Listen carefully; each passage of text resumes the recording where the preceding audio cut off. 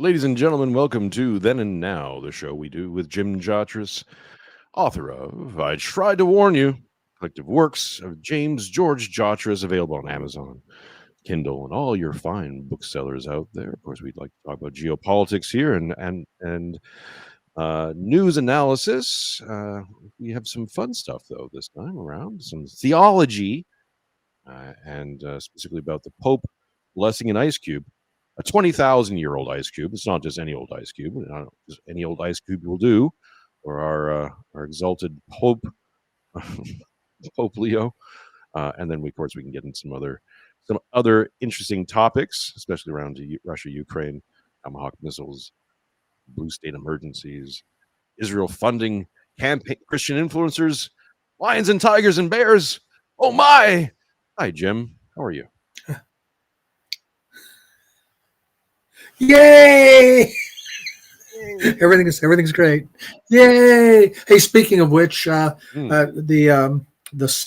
summit is coming up this weekend, so I think you'll have a fun time watching the discussion with me and Dave DeCamp and Kyle Anlund. Which summit are you talking about, Jim? Could it be the Expat Money Summit? Oh, look at that! That's Expat the one. Money Summit 2025. The future is Latin America. How freedom-minded families can relocate south of the border, legally eliminate their taxes, and drink good wine on the beach. Join this jam-packed 3-day event to learn how to launch your Latin American Plan B. It's on October 10th to the 12th of this year. And Jim, you're going to be on a panel talking about geopolitics. Who's on the panel, Jim? Me and Kyle Anzalone and Dave DeCamp and Mark. Our host. Mark Clare, the mighty Mark Clare, will be hosting the event. Mighty Mark Clare. Mighty Mark Clare. Of course, there's many others on the going to be taking part of this summit all this weekend.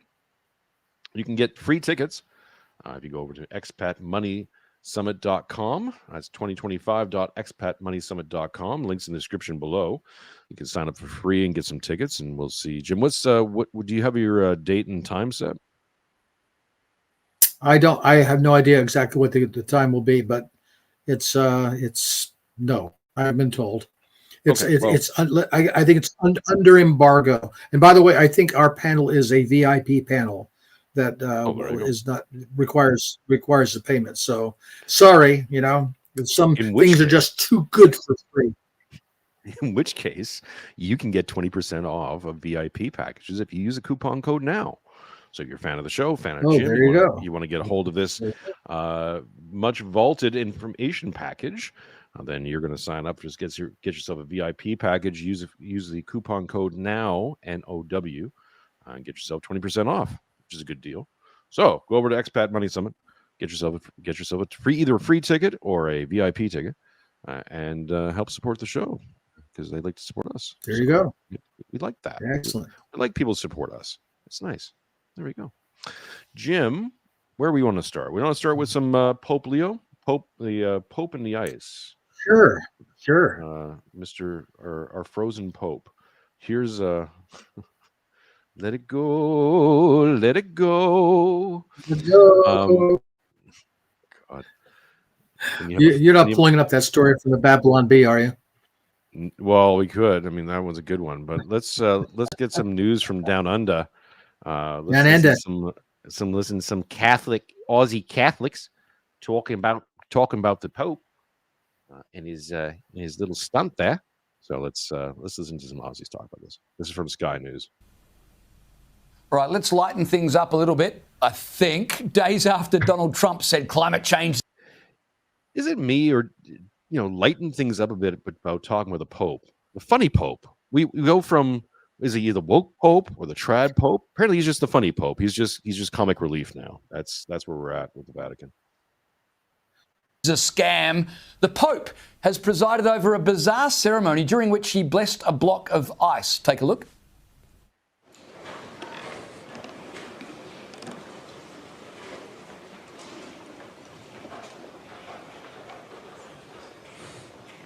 What do you think is going through his mind at that moment, Jim? He said, "My hand is very cold." Can you imagine your entire life has led to this? All of it. All of the prayers and the politicking has got you to the point where you got to put your hand on a big block of Greenland ice and say a prayer. Say a prayer to the ice god. Well, just think of the size of a drink that could go into. Martinis on the Pope. I didn't realize till you told me that was an ancient, ice age block of ice. I thought it was just regular old representative generic block of ice. Oh no! It fell off an ice sheet in Greenland. We'll get to the article. I mean, proving that climate change is real, because ice falling off of ice there you go. Can only happen because it's getting warmer, Jim. Like that's how this works. Okay, but it got weirder. After blessing the slab of ice, he lingered while a bunch of oddballs pranced around with a giant bedsheet simulating rivers or something. Laudato si, mi Signore, con tutte le tue creature. I mean, it's not on the same level as Francis with the circus people, with the gay circus people, but it's in that territory, I think. No. But here's the thing. Here's the thing, Jason. Go ahead. Play the clip. The Pope slammed people who ridicule the idea of global warming. Do we need a woke Pope? Yeah, this is one of the more extraordinary things I've seen. No, I don't think we need a woke Pope. Listen, I'm Catholic. I'm a huge supporter of the Catholic Church. I think the Catholic Church has done great things for many Christians all around the world. Just look at John Paul II. He did a great job saving the West. He saved the West, Jim. Boy, good for him. Good for him. And I really hope that Pope Leo doesn't make this his. That's just, you know what? That's what we're missing. Just get another Polak in charge. That's it. Just That's it. There you go. Crusade, because I think it's off the mark. I don't think it's what the base thinks. I don't think it's what the base supports. So yes, I hope this doesn't become a key. Did you hear about the Polish Navy's new innovation? I shudder to ask. Well, they found out that the submarines were getting too stuffy, so they put screen doors on them. Oh, okay. Focus of his. Of course. Joe, should the Pope be speaking out about climate change, or are there other things happening around the globe right now that, as leader of the Christian Church, maybe he should be a little more focused on? Well, I like Mia even more now that I know she's a Catholic. So she's part of the one true church. And James, you dirty proddies, I still haven't forgiven you for the Reformation. So just take that on board. But look, the Catholic Church has always been very strong on environmentalism generally, because, of course, it sees the environment as God's creation. And so it has, I think, perhaps surprised a lot of conservatives by being very, very proactive and all in on climate change. There are, of course, a lot of other really big problems that the Catholic Church does focus on. It is, I think, the most, the strongest advocate and do-gooder against poverty and alleviating poverty. And that's part of the reason why I love it and respect it so much. But that block of ice is pretty weird. And I'm pretty sure it's not the kind of ice that Donald Trump is used to dealing with. I reckon you're right. It was a very weird church service. I don't know what was going on. Okay. we can stop Well, it. well, see that's the thing when he says that right at the end there, a weird church service, and this is what makes it different from that ridiculous acrobat thing you referred to. This was actually a kind of a liturgy. Right. That the block of ice was kind of comic relief, but what was weird and the really disturbing part is this is a pagan religious liturgy. It's a climate change cult. This is Gaia, our mother, and the earth, and all that stuff. Was there anything Christian about the thing at all, as far as I know? By the way, you heard the talk from Mr. Fries, who was there, the governor at the.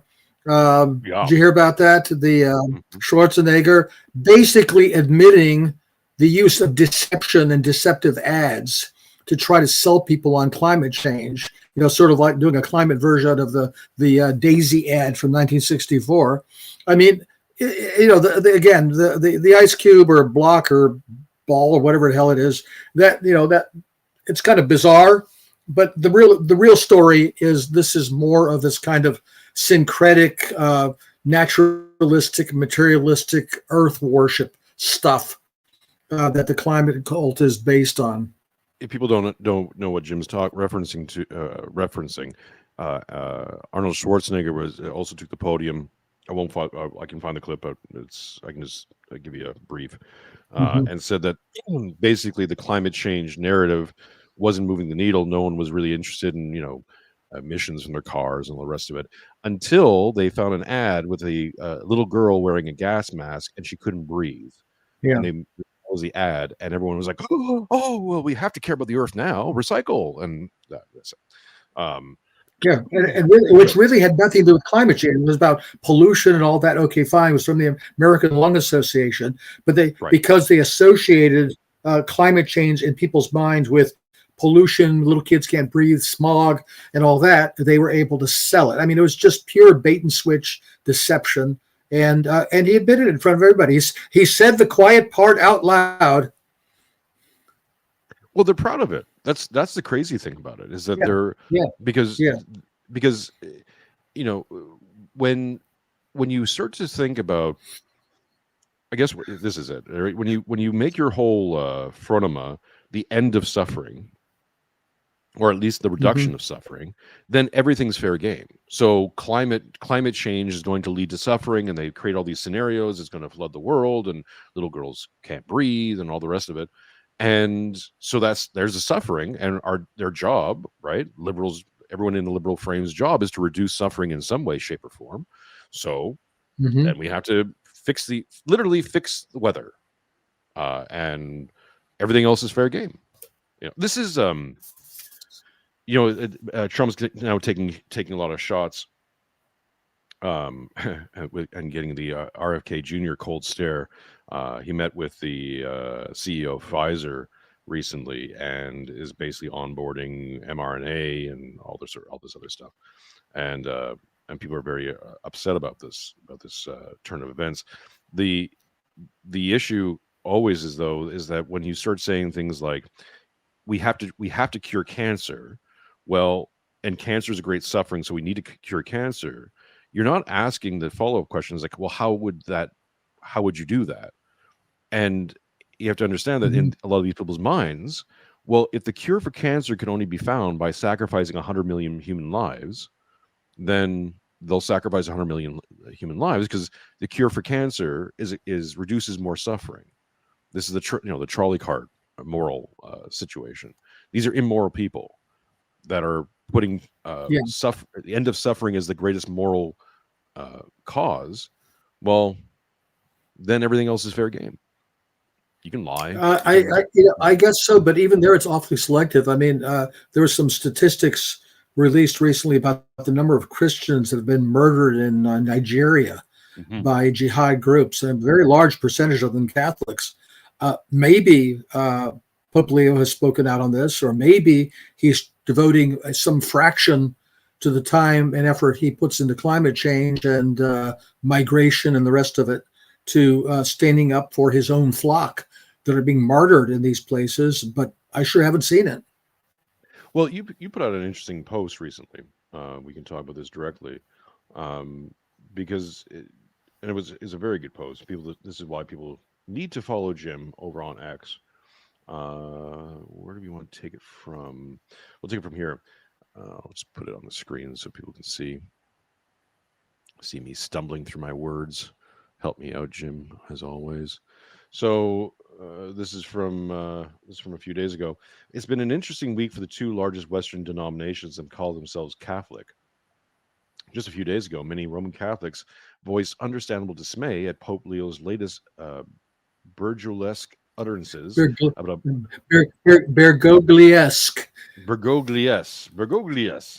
utterances about like abortion. Jorge Bergoglio. Yes. Abortion, death penalty, and migration, i.e. the usual. Just lead us through there. So I know the abortion, death penalty comments came basically connected to each other. Pope Leo said something along the lines of, "You can't be pro-life and pro-death penalty." Or specifically, if you were pro-death penalty, you're not really pro-life. And this was in connection with some kind of a tribute or honoring of Senator Dick Durbin of Illinois, who, of course, is notoriously pro-abortion among everything else. And he was Pope Leo was sort of retreating into that kind of what you call the seamless garment thing, that pro-life is an across-the-board thing. I mean, it's not just being against abortion; it's also being against the death penalty and being for migrants. And I saw a meme. Yeah, you've seen those memes where there's an Aztec priest ripping somebody's heart out, and a bunch of conquistadores come marching in, and then they say something. And this one I saw, which I can't find, the Aztec priest holding up the heart is looking at the Spaniards and saying, "You're not really pro-life unless you're for free school lunches." And that's sort of the attitude. Unless you buy the whole social welfare agenda, then you're not really pro-life. You can't just be opposed to abortion and be pro-life. You have to be in favor of whatever the left-wing program is of the day. Yeah, of course, and we can touch on a little bit about the death penalty and orthodoxy. Jay Dyer just put out a clip of a live stream where he addressed this. I know Father John Whiteford's written about this, and actually, I've written about it too. Yeah, I've written about it too. I'll send it to you. Maybe we can talk about it in the future program, because sure.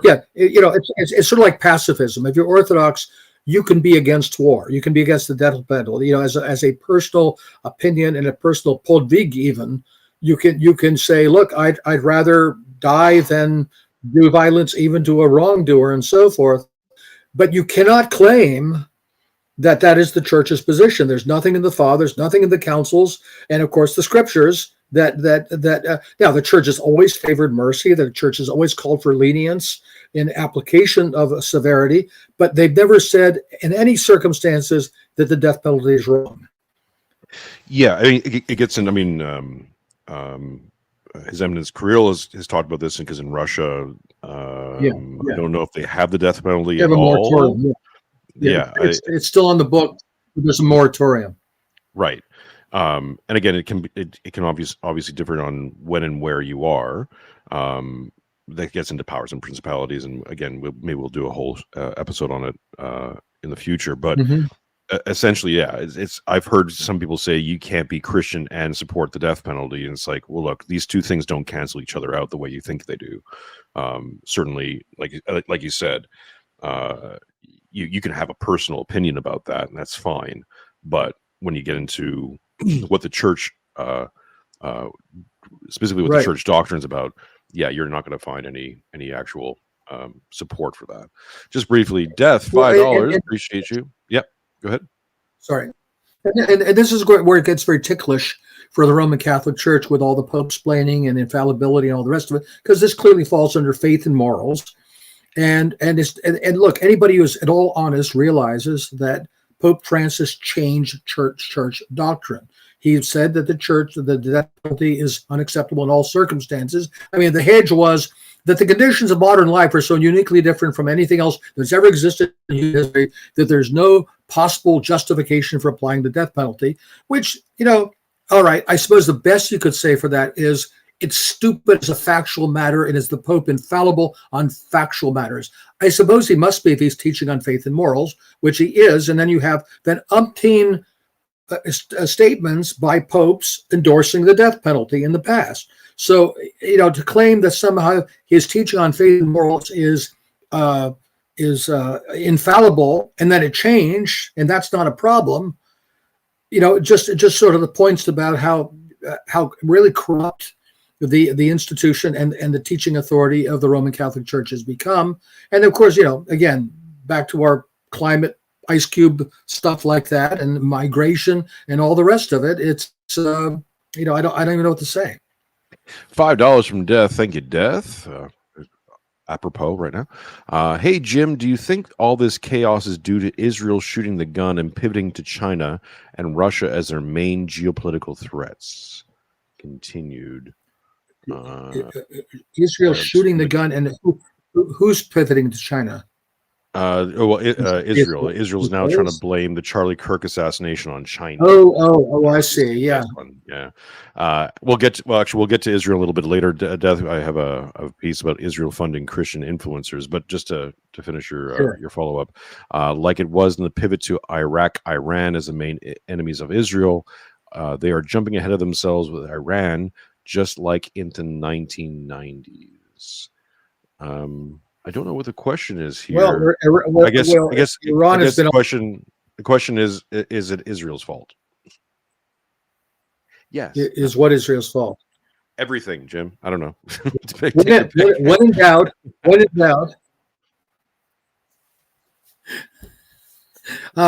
Look, Iran's been at the top of the Israel list for a long time, and I know there are some people. I was watching Scott Ritter today who says he does not think the Israelis and the U.S. are going to attack Iran.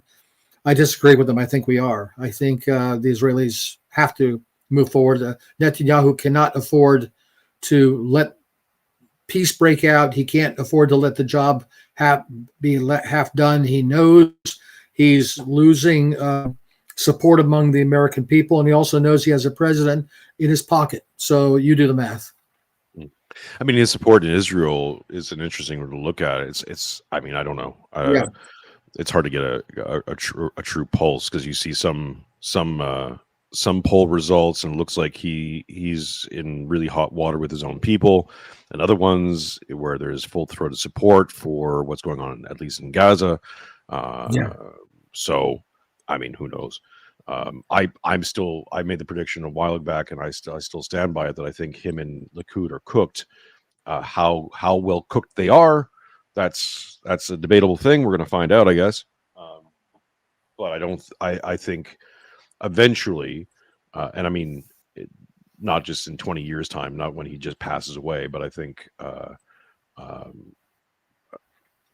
minus anything that I couldn't possibly calculate for, they're going to have to switch parties at some point, even just to facilitate this new Gaza deal. If this goes through or something along those lines, they're going to need us. I think they're going to have to flip the narrative in Israel at some point, and that'll be BB out. Maybe a nice vacation, Epstein Island 2.0. Hey, go to Greece, drink some ouzo. It's nice. It's nice out there. Break some plates. It's okay. Of course, send us your super chats, folks. Appreciate all the support. You can send them over on Streamlabs or over on YouTube or any of the places. If you're listening to this show in the future, you look in the description below. And if you're listening on Spotify, you can buy a membership also on over on iTunes. So help out the show every way which way you can. I always need to keep the lights on somehow, so I do appreciate it. Just finish off your tweet here, Jim, or post, whatever we're calling it these days. Post. So yeah, the ice block blessing of the Vatican's neo-pagan climate cult summit. Again, the usual parade of poofters into St. Peter's as part of the Jubilee and appointments of skills-friendly bishops. The usual. This is just the last few months of the trad pope being maybe being very trad, Vatican II trad. Maybe Cardinal Cupich and Father James Martin Supich and Father James Martin, SJ, really did have reasons to grin like Cheshire Cats when Francis 2.0 was selected or elected. Still, the trad cath mirage of Pope Leo one of us dies hard. I and several others gently suggested on this app that maybe good Roman Catholics should at least consider that maybe the problem is deeper than the Bergoglio Prevost pontificates, deeper than Vatican II, deeper than the Reformation and counter-Reformation. Maybe it's time to at least consider the Orthodox Church and come and see. Oh my, the reaction. Horror! How dare you? Vultures! Mind your own business, etc., etc. But then the Catholic Church of England appointed the absurd Sarah Mullally as Archbishop of Canterbury. Let's talk about that for a second. Yeah. Oh Lord, I didn't get to meet her, but there's an Anglican church in the town, not far from where I live. That we have family members who are part of. And we were at this thing, and I missed her. I missed meeting the pastor of the church, who I was told is, oh, you missed talking to the pastor of the Anglican church. She's a lovely woman. I'm like, she. Interesting. She. Yes, she. Yes. What do we call her? Mother? Like what is the term? I was going to ask the question. Yeah, a mother last name or first name or whatever. I don't know. I guess if I know, Jim. Yeah. And of course, call her father. Who cares? Yeah, and of course, the Church of England is now appointed Sarah Mullally, whatever. I think it's Mullally, or I don't know. I don't know. It's like Shillelagh. Maybe it's Mullally. I was Shillelagh. I didn't make the connection. Right. As the Archbishop of Canterbury, I mean, is she a lesbian? I mean, do we get? No. She's got married. She's got married and she has kids, so that's something in her favor. Well, I mean, good. There's still a T in tradition somewhere there, Jim. I don't know if it's a capital one or not. I mean, technically they're T in tradition. And then people wonder why these Protestant churches are all dying out. Like down here in Australia, the Anglican churches are just dying. They're up for sale now because no one's going, because everyone's going, well, why would you go to this? Like what purpose does it serve? A community group? Yeah. Where you have to like go to church, I guess. Is it even still a church? And get what? Like womanly advice? Like we don't have enough of that anymore, Jim. We what we need is more women in our lives, I think. This, to quote Fight Club. Maybe what we don't need right now. Well, what's sad is that there are Anglican parishes and Episcopalian parishes in the United States that are very, very decent, very sincere Christian people, with very, small Orthodox Christian pastors who are doing their best under these circumstances and basically look, and you find a lot of people in the Roman Catholic Church like that too. I mean, they don't really care what, Pope Leo has said or done this week. And they're just they basically sort of retreat into personal or even congregational pietism and close their ears and eyes to what's going on in their church and about whether, is it really a church anymore? As long as I can do my thing here in my parish and say my prayers. Look, and I can respect that. I can see that as a defense mechanism, but it really doesn't do much. By the way, speaking of Nigeria again, I saw that Nigeria, the Anglican Church in Nigeria, broke its ties with the Church of England. And really? You know what? There are more Anglicans in Nigeria than there are in England. Right. Well, and of course, we brought up Nigeria before. It's a Christian genocide going on in Nigeria. Yeah. Thousands have been either attacked or killed. We're seeing, of course, the attacks in Ukraine. We're seeing the attacks in many other places of the world, in Gaza. We'll get to the Israeli funding of Christian influencers. I'm like, really, do these Christian Zionists care about all the Christians living in Gaza? Christian Palestinians, they do exist. It's shocking. I know that you can actually have different colored skinned Christians. Like Christians can exist in the Middle East. It's kind of a thing, right? Like, but no, apparently that doesn't matter. Yeah, and where's the Pope? Where's the Archbishop? Where are all these people? I know the people in the Orthodox world, both church fathers and otherwise, and influencers have called out this stuff, and it doesn't have to be just Orthodox people being attacked. It can be anyone, because we criticize. We're making fun and criticizing, and we're pointing some things out. But we have dirt on our shoes too, and it regardless, it doesn't even matter about the dirt on our shoes. It's like these are people, like these are human beings being attacked and targeted for their religious beliefs, if nothing else. Which is something we have to at least say something about. If not, if we can't do anything about it. Well, they don't. Evidently, they don't have to, and they don't. So, it's the world we live in. By the way, where's the U.S. government? Where are the religious freedom watchdogs in the U.S. government? I mean, I helped write the legislation for the International Religious Freedom, the International Religious Freedom Act, the U.S. Commission on International Religious Freedom. We have an ambassador for that. I don't know what they're doing on any of this stuff. Well, apparently, I mean, if they are doing anything, they're certainly not doing anything very quickly. Let's just finish up here. Sarah Malolelele. Oh, well, then, that's another matter entirely. X erupted with the triumphalist papist posts inviting disparaging Anglicans to return to home sweet Rome. See, that's what innovation gets you. We even have an Anglican ordinate. There are two. Go ahead. What did I say wrong? No, go ahead. Okay. That's basically why I have Jim around, just to correct my pronunciations. Your Englishes. If you want, I can read it. Yeah, sure. Go ahead. It's your post. There's at least two problems with the return to Catholic England invitation. First, look back at how we started the week. The Bergoglio Prevost Church is not the pre-Henry VIII Roman Catholic Church in England. It is even the Church of 19. Let's just lay aside for a moment where you keep shifting around here. Let's lay aside for a moment the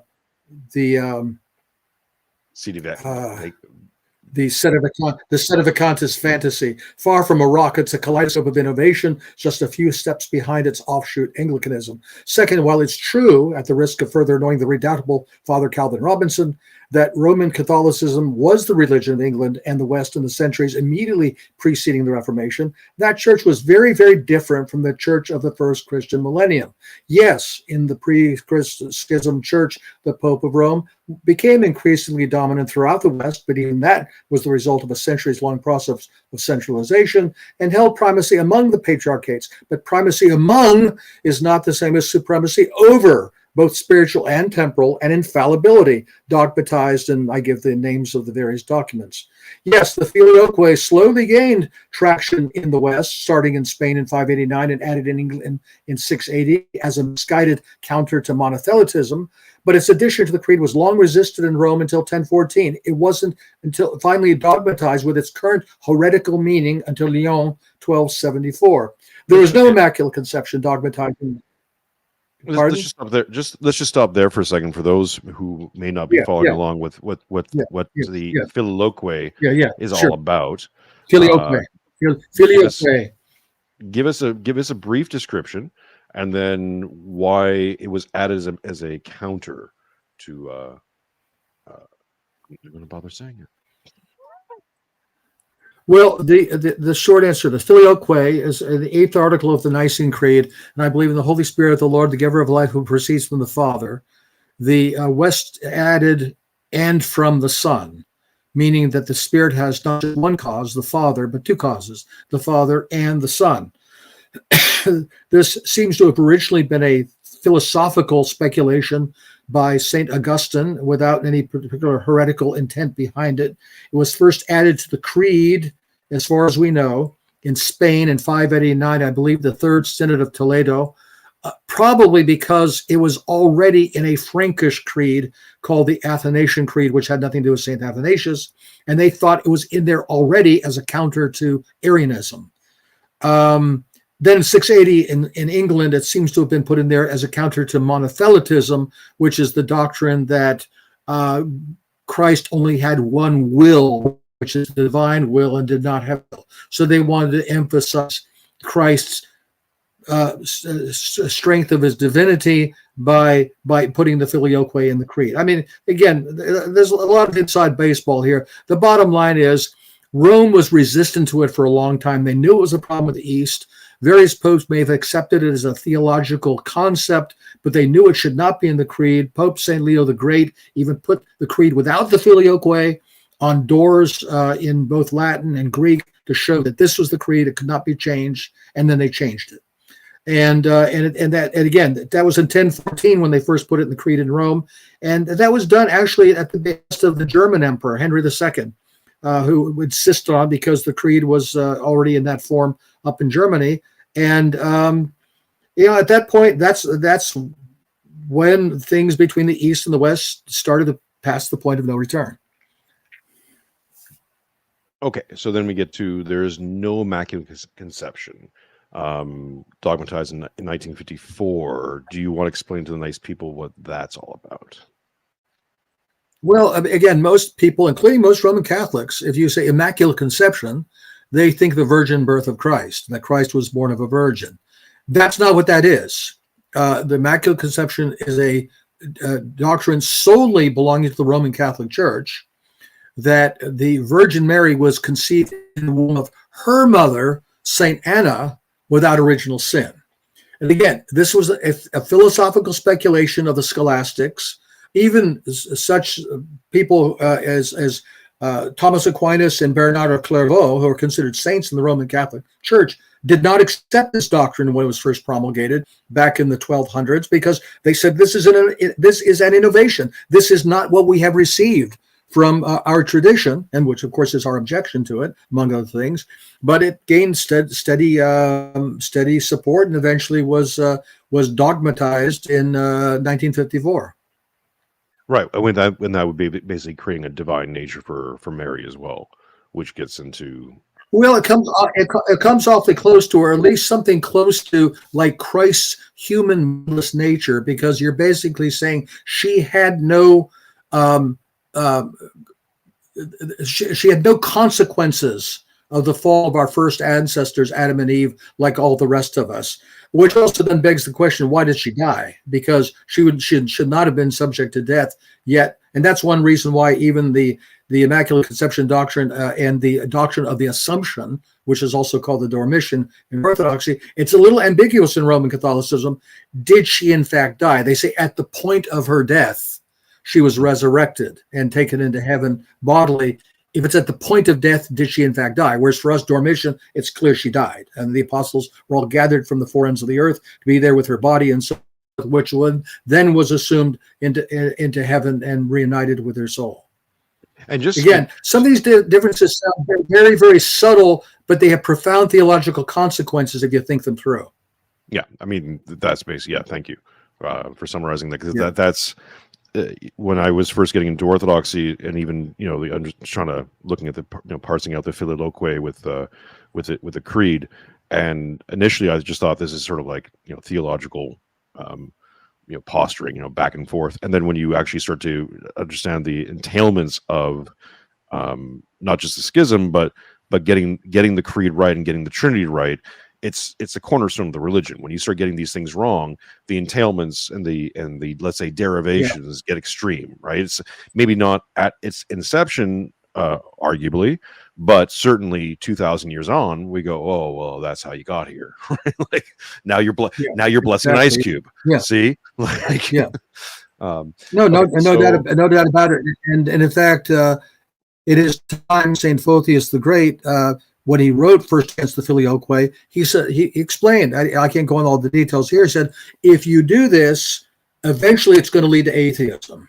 That's right. What you end up when you do this. And by the way, even Aquinas said that the failure or the error of the Greeks, as he put it, to accept the Filioque is related to their rejection of papal supremacy. See, because in our church, obviously, the structure of the church, the various patriarchates and bishops, that doesn't hold the church together. I mean, look how rickety and confused our structure is. What holds our church together is the Holy Spirit, not because there's one bishop sitting on top of everybody else.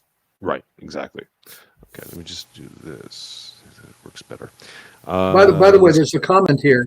There's a comment here. We must convert these Anglicans to Western Rite Orthodoxy. I sort of closed with that in this post, because as much as there are issues with Western Rite or an Orthodoxy, that, when you look at St. Tikhon and St. John Maximovich, that's what they intended the Western Rite to be. They didn't really intend it to be that, as a matter of your personal taste, I want Orthodoxy A or Orthodoxy B. They had the idea that whole communities of Roman Catholics or Anglicans could come over en bloc into Orthodoxy and preserve their liturgical traditions, adjusted to make them doctrinally orthodox. This would be the appropriate time for that among the Anglicans, if there are serious Anglicans who want to return to the one Holy Catholic and Apostolic Church, not the one that Roman Catholicism claims to be. Yeah, and I maybe we can stress this. It's not about getting them. It's not like second prize kind of thing. But the drop off here is like, okay, well, do we want to promote atheism or worldliness, let's say, or promote churches that are operating in a worldly fashion, or do we want to get them as close to something as possible, and then see what happens after that? Obviously, it's not us doing this; it's God doing this. But we have to at least have the mechanisms and the systems in place in order for them to do something. So that's where it falls on us to promote at least something in the neighborhood of decent, because you're seeing this. I saw this happen 2 years ago. There was this guy called Ryan Turnipseed, who was a younger guy, but he had a big public self-schism, I guess, with the Lutheran Church, I believe, and through his trials and tribulations, really showed, moved the curtain back on what was going on with the Lutheran Church in America. And you have this essentially internal schism between, let's say, conservative traditional Lutherans and the Skittle people. And the Skittle people are winning out because, as we're finding out too, hey, they're getting generous paychecks to win out. So, and this is not throwing Lutherans on the bus, but there's your structure, there's your church. If all your pastors or your priests are all getting infected by this, or having to waste their time on doctrinal issues that shouldn't even be an issue, then where does that leave you? I don't know about how it works for them, but. And let's not be naive, Jason, either, because the two quoque that will come back at us is, well, you Orthodox have a problem too. I mean, look at Bartholomew, and look at isn't Kirill too close to Putin, and blah blah blah blah blah. And to that, our answer is A, none of these guys is infallible or supreme in the church. B, they're the same kind of problems that existed throughout the first millennium, when Rome was still part of the Orthodox Church, and they'll be with us to the end of the world. We're in the world, but not of it. There's always going to be corruption. There's always going to be bad people inside the church. The wheat and the tare grows together. But the other thing too is, if you look at corruption in the Orthodox Church, there's almost one-to-one, at least on a doctrinal and moral scale, there's almost a one-to-one correspondent between how, if you will, woke somebody is in the Orthodox Church and how close to Rome he is. I mean, again, look at Patriarch Bartholomew and how chummy he is with both Leo and Francis. No wonder he's the Green Patriarch. I'm surprised that he hasn't sent congratulations to the Archbishopess or whatever she is of Canterbury, the way the Catholic primate of Britain did. Did he really? I didn't know that the the Catholic primate of Britain immediately posted a very warm greeting to the new Archbishop, and how wonderful they have a working relationship, blah blah blah blah. At the same time, you have all these tradcats trying to appeal to Anglicans and say, "Oh, come to Rome, sweet home. I mean, we've got an Anglican ordinariate all ready to go. You can keep your Anglican traditions and this and the other thing." I mean, are these the same people that have been complaining for the last week about whatever Leo has been up to next, and the same thing with Francis? I mean, do they not understand? Come to the Roman Catholic Church, the bark of Peter, the vicar of Christ, etc. Oh yeah, you mean that lousy heretic who does all these terrible, stupid things? Make up your mind. Yeah. Okay. Let's finish off your post here, because I think you will continue elucidating these points. It's right at the top there. There is no immaculate conception rejected by Thomas Aquinas and Bernard of Clairvaux in their time as an innovation. Clairvaux. Oh, this one I get, Jim. This pronunciation is c'était moi là. Okay. There was no purgatory, no indulgence, there's no treasure of merit. I don't know how much people know about that. That again, we have prayers for the dead, obviously, but we don't have a place called purgatory where you get tortured for sins already forgiven. But unless you get an indulgence, which is something the Pope can dispense from something called the treasury of merit, which are the excess merits of the saints more than they needed for their salvation. This is what led to the Reformation. And as we recall, with the indulgences that Luther objected to. Again, total novelty. This did not exist in the early church. There was no universal priestly ban on marriage. There were married priests in the West before the schism. There's something. Then they instituted something called the culagium. Culagium was a tax on concubines, because one reason they put on the ban on priestly marriage is because many of the churches were privately owned, and they didn't want church property being passed down through priests' families. Well, how do you do that? You make sure they can't get married, so any children they have are not legitimate and cannot inherit property. Well, yeah, but a lot of priests are going to still want to have a babe. So what do? Well, she's not your wife, but since you're keeping a woman, we'll make you pay a tax for the privilege. That's what that was. That doesn't exist anymore, I don't think. At least it was girls. Then there was no College of Cardinals, no Curia, no Vatican Bank. In other words, maybe I'll just summarize it here a bit, Jason. The English church was Western. It was Latin speaking. The Pope was the primate of it, but he was not the supreme bishop over the whole thing, and supreme over all of the other bishops. And then further down, I note that even Pope Benedict said that we Orthodox, we're not the ones who changed. They're the ones who changed. They're the ones who had developments, as they call them. We call them innovations. And we don't accept them because we were not in part of making those decisions. No, we weren't part of making the decisions, but we reject them because we think they're wrong. We think they're innovations. We think they changed the faith. So when we call people to the Orthodox Church in England or any place else, not calling them to become Greeks or Russians or anything like that. We're calling them to come back to what they were during the first 1,000 years. And there's a place for a Western Orthodoxy. Frankly, Anglicanism should have been historically the revival of Western Orthodoxy, but it turned out not to be because they went into the direction of theological liberalism. If they then say, oh, well, okay, this is not working out, I guess we'll go back to Rome. All they're doing is going back a few notches back on the ratchet of the place that got them here in the first place. And it's very sad, because I think a lot of people, that's the obvious place to go if they think, well, gee, what's the original church? I guess it must be Roman Catholicism. Well, and Rome is liberalizing behind them, and it's also not protecting them, right? If you're in the UK, we're already starting to see attacks on Christianity happening. There have been attacks on churches, church burnings, very, very similar to what we saw in Canada. And then this report out of the BBC, Christian shock at planned street preachers' restrictions. Christians have expressed their shock at a council's plan to restrict street preaching. Now, I don't know how prevalent street preaching is in the UK, but there you go. Jamie Broadley, an evangelicist from Addleshot, evangelist, says society is tentative to speak about spiritual health.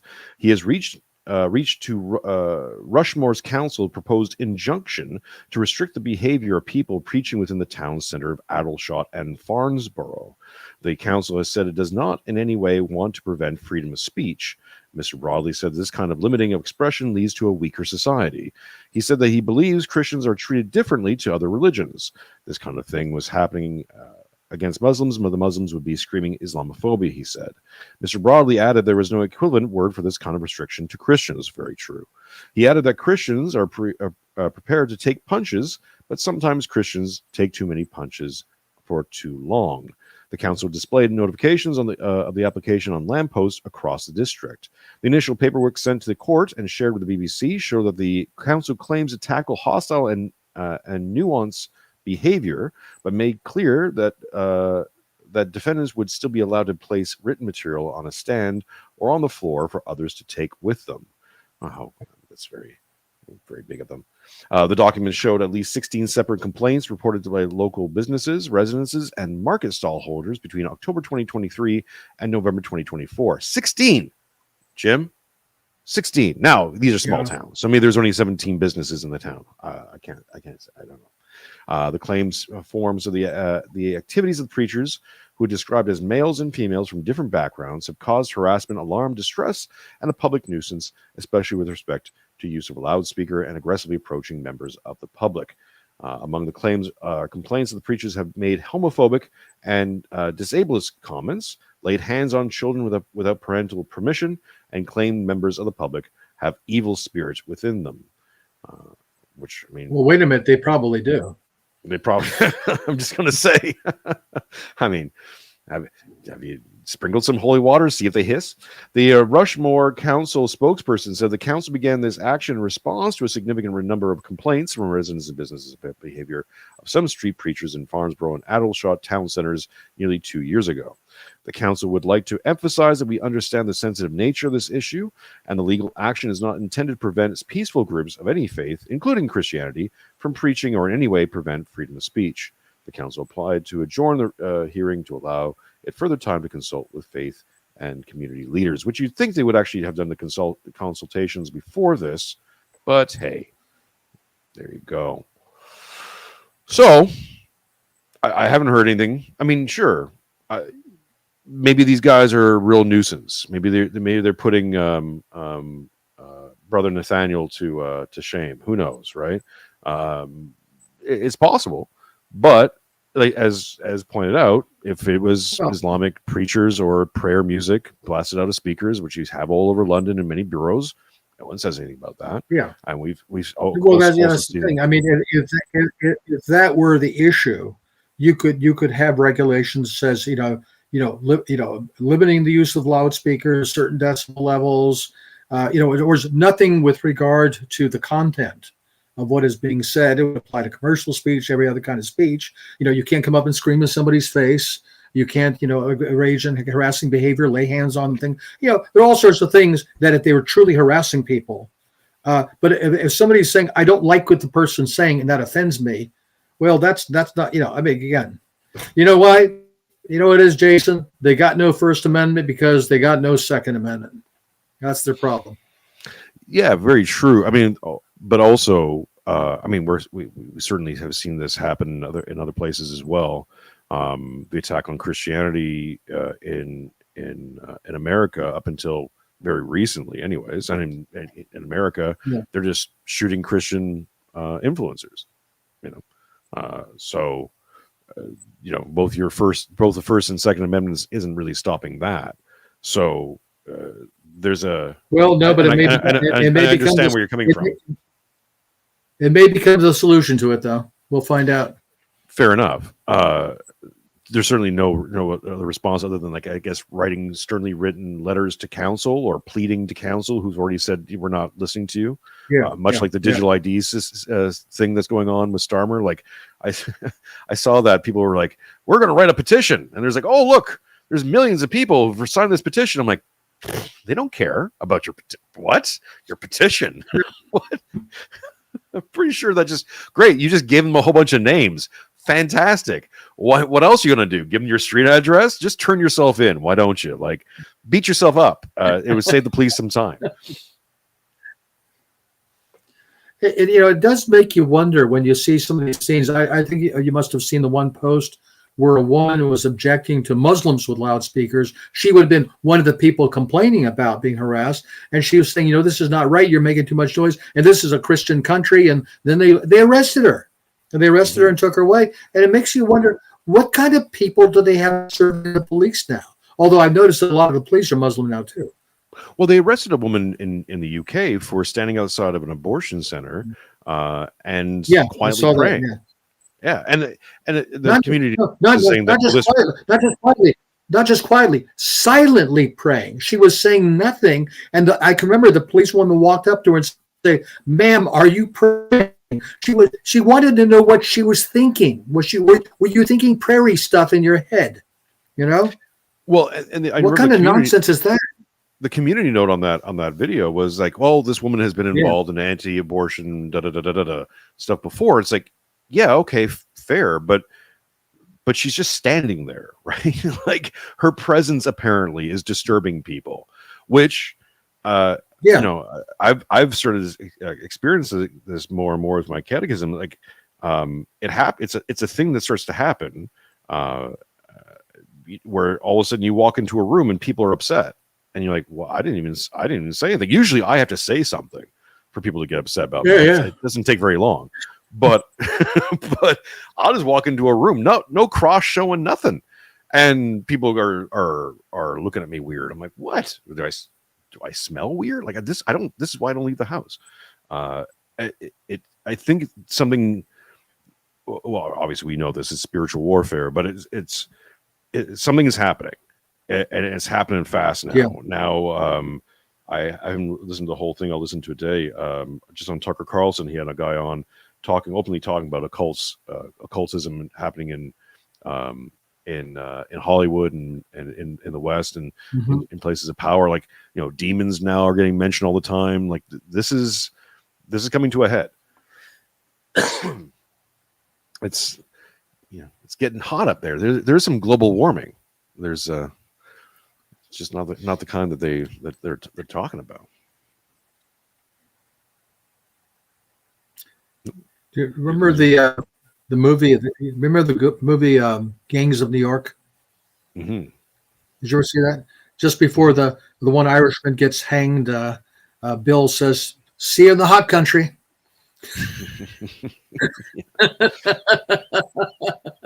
Talking about the hot country. Now there's global warming.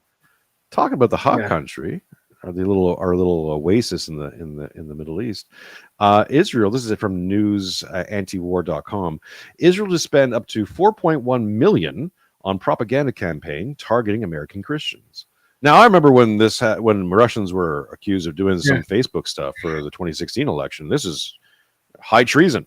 But anyways, the campaign will involve ads that spread a pro-Israel and anti-Palestinian message and sending a mobile October 7th experience to church parking lots.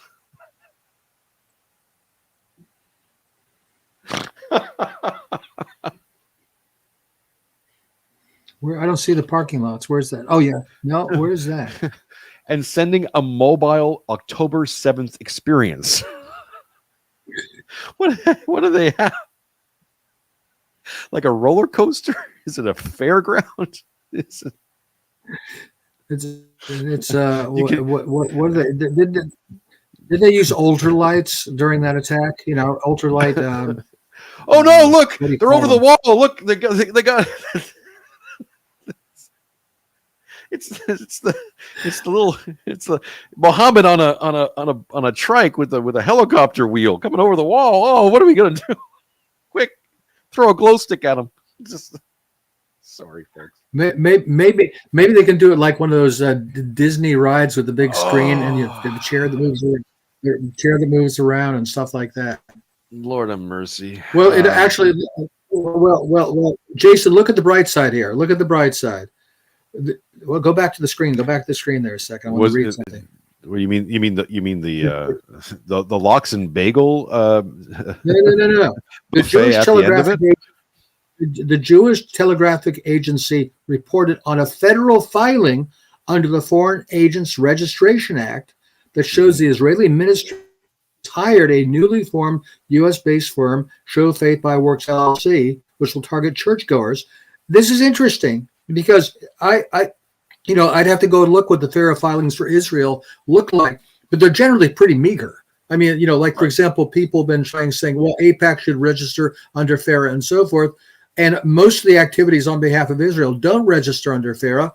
The legalities of that are debatable. But this is, in other words, what I'm saying is, Jason, it's progress. They actually did it by the book. Well, there you go. I mean, this is also on the tails of the FBI, Kash Patel apparently kicking out the ADL, or kicking out funding for the ADL, and apparently they came right back and were begging for FBI funding, which is again very strange. Maybe you can tell us more how that works.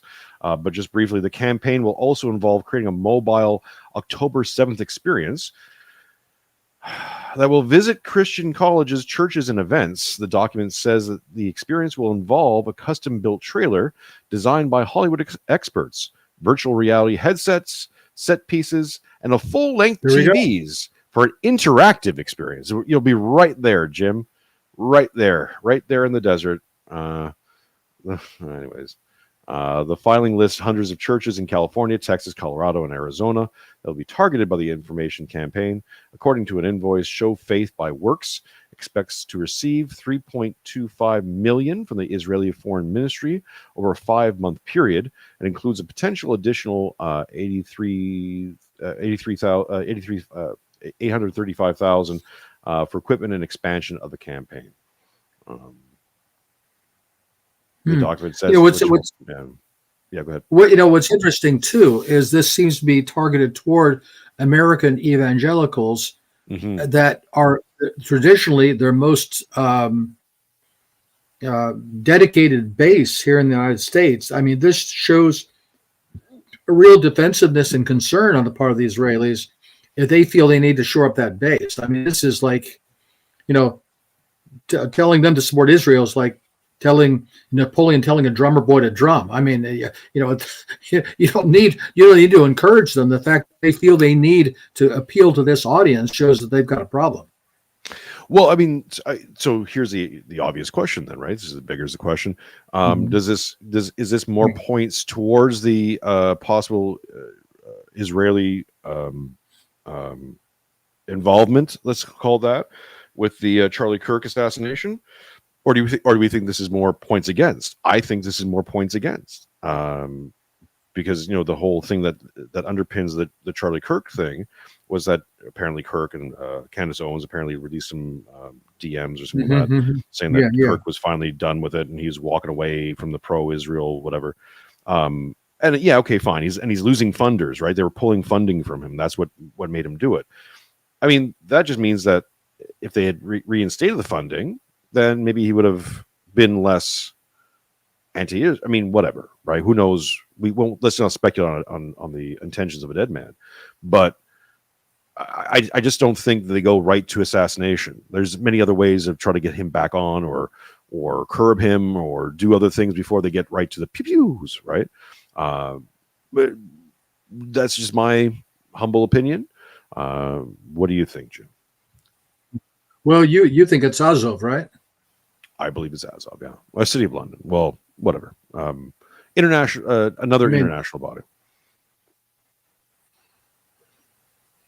Edwards? But you think actually that Ukraine was a more proximate beneficiary of his death than Israel would have been?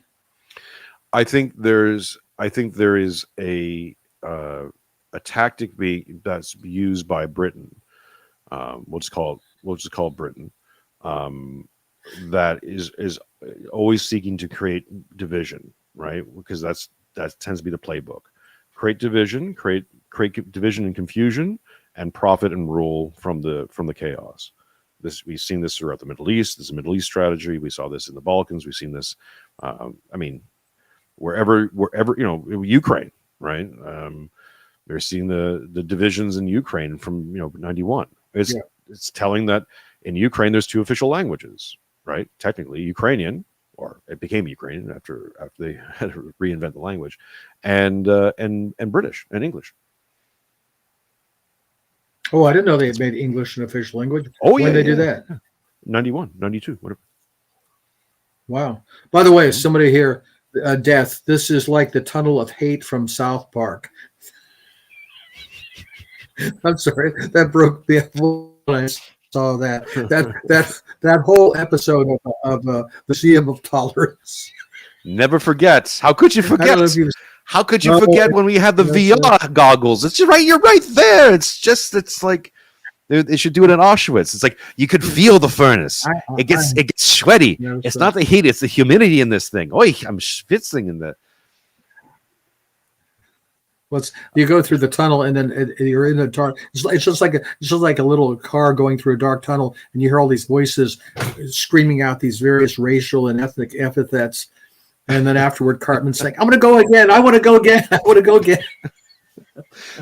I'll finish off the reading of the article. The propaganda campaign targeting American Christians is part of Israel's PR blitz in response to a significant loss of support among Americans due to its G-side war against the Palestinians in the Gaza Strip. Allegedly in Minecraft, this is what other people are saying. YouTube, it's not me. It's just what this nice little article says. Allegedly. Yeah. Another recent FARA filing revealed that Israel's paying its influencers around $7,000 per pro-Israel post on social media, and that's been getting a lot of attention as well. You did lobbying for a while. How does this? Tell us how it works. What's the function of this? And maybe you can talk about any experience you've had with the ADL or these other. It was APAC is the other big group that people are now paying attention to. Well, I mean, I never had any particular relationship with those organizations, at least not in the lobbying world. I did hear from them when I worked on the text of the Republican platforms in 1992, 96, and I think 2000. Because they obviously wanted to get their text into the Republican platform, which of course was taken sight unseen, wholly without revisions and so forth. I mean, something virtually nobody else did. No, I mean, lobbying, it obviously depends on the topic and the client, what it is they want done.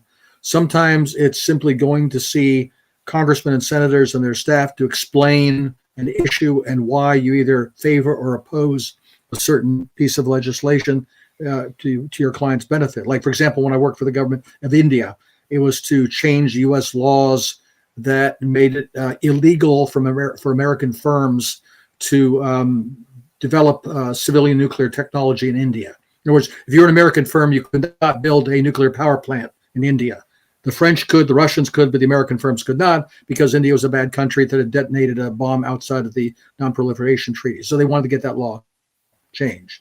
So that was largely focused on directly people with, but also there was a PR element too, just putting out information favorable to India and so forth, and why India's was America's best friend and all that sort of thing. But again, Jim, it sort of depends now all the comments are going to be just blaming you for H-1B visas. This is great. Oh my gosh! Oh my gosh! Yes. Jim, just don't talk about the.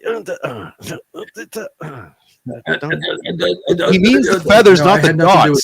The feathers, not the dots, folks. That's what Jim's talking about. I had nothing to do with the H-1 visa, sir. Jim tried turning the Congress on and off. It didn't work, but he gave it a shot. No. Okay, so obviously, lobbying is to get the government to do something that's in favor of this, let's say a foreign body. That in and of itself isn't the problem. The problem, of course, now we're seeing with Israel is that it seems to be working against American interests. Specifically, it's fine when you can at least make an argument for American interests. But most of these actions are taken directly against American interests, especially when it comes down to. Let me give you an example. One of the projects I worked with was for an international Christian organization to try to get a bill passed, sponsored by Rand Paul in the Senate and Tulsi Gabbard in the House, to prohibit the U.S. government from providing funding and weapons to Al Qaeda.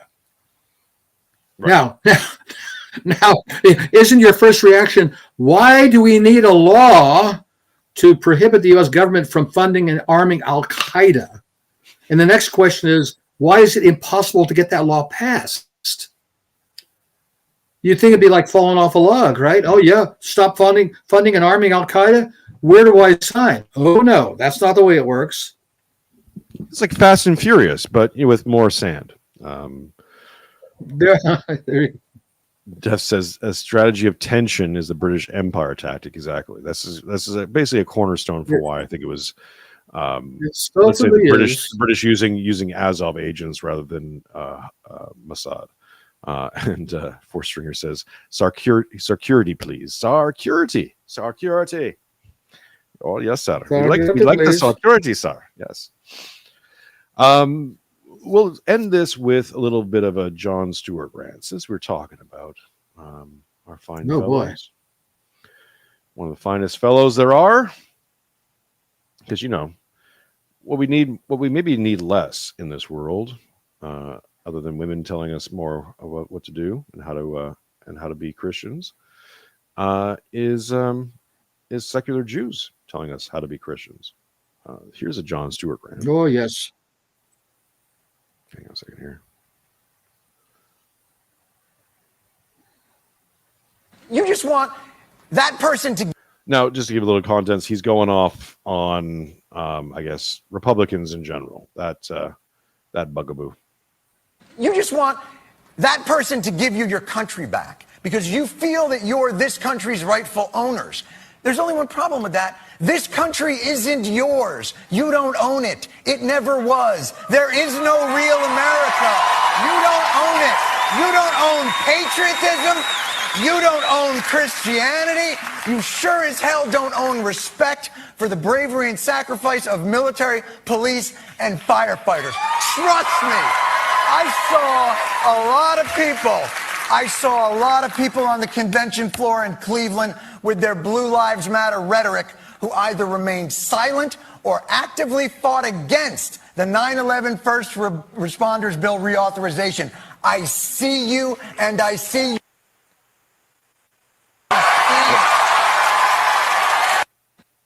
Well, so in fine liberal form, in fine liberal BS form. He's really worked up. Yeah, he's really worked up. It's very impassioned, but this is I love this clip because it dictates the entire liberal frame thing I always talk about. Where on one hand you're saying, well, you don't own, so conservative Christians or conservatives don't own Christianity. Who's the you? Who's the you he's talking to? Christians or what?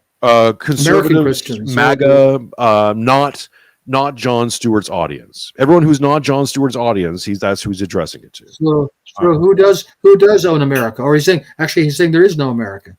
Yeah, you don't own it, but because it doesn't exist, but you don't own patriotism. Right. So wait, if you don't own if the country doesn't exist, if the real America doesn't exist, but the right to own patriotism.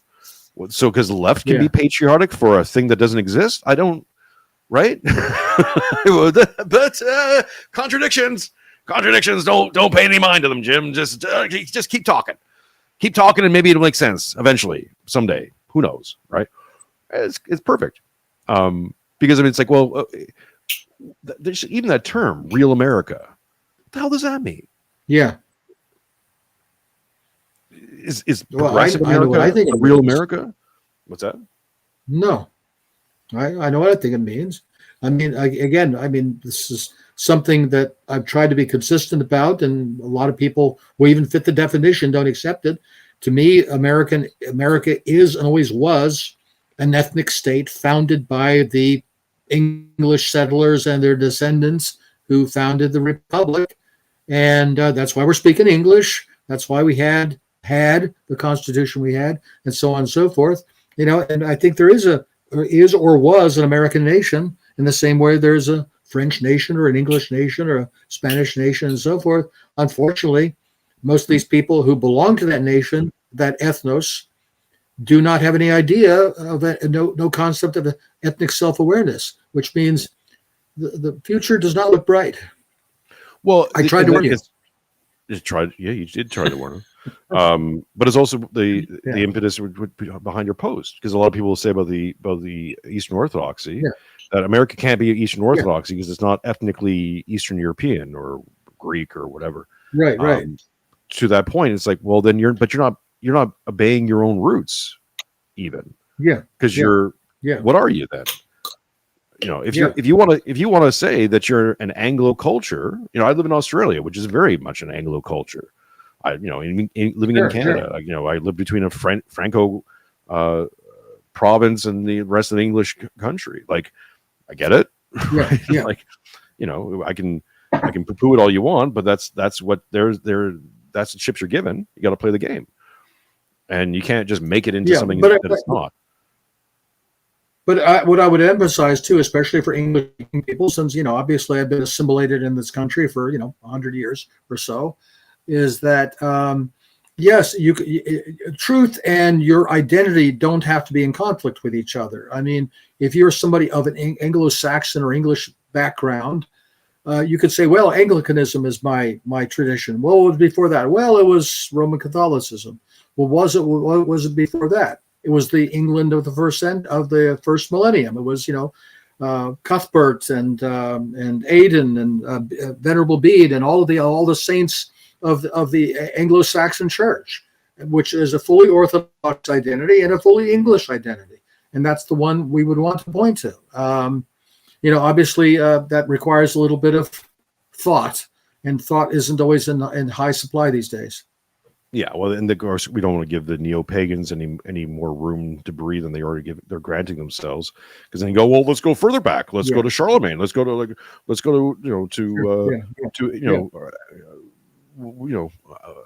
what is it, King Arthur and stuff, like, it's like, stop. Stop it.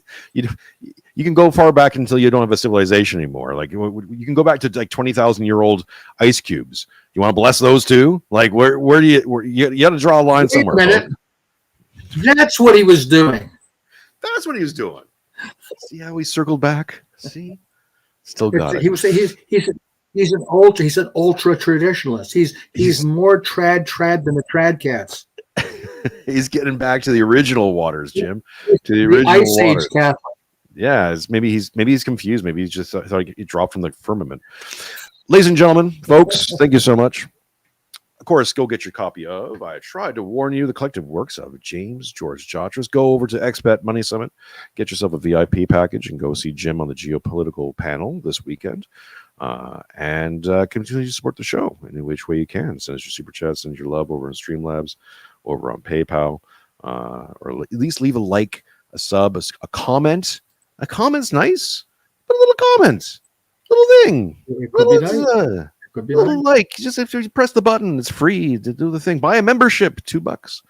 I'll be back later on after the show wraps up. We'll be back doing a members only stream. So go check that out. And thank you, Jim. Any last thoughts? Thank you. Any last? Wait. You know something I don't know? Last thoughts? Last thoughts? Any last words? Any last words? Here, smoke this cigarette. No. Stand up against a nice wall. Don't worry about it. It's a very nice wall. Look at it. You don't even have to kiss it. Just stand next to it. I can't see. I got a blindfold on. Ladies and gentlemen, thank you so much. Of course, I am Jason Mironchuck, and it's later than you think.